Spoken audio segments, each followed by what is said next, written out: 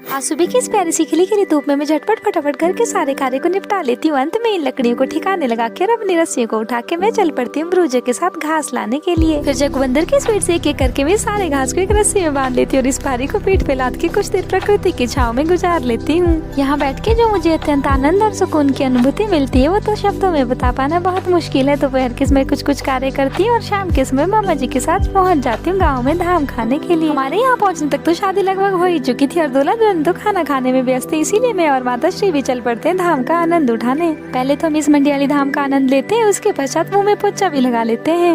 उसके पश्चात शुरू हो जाता है शादी का अगला कार्यक्रम यानी कि दुल्हन की विदाई। जिसे देखकर ये सब तो बहुत उदास हो रहे थे भाई, लेकिन मैं क्या करूँ, मुझे तो कुछ समझ ही नहीं आ रहा था। फिर दुल्हन को तो पीठ में उठा के आगे चल पड़ता है उसका भाई, इसीलिए दूल्हे ने भी थी पीछे से दौड़ लगाई।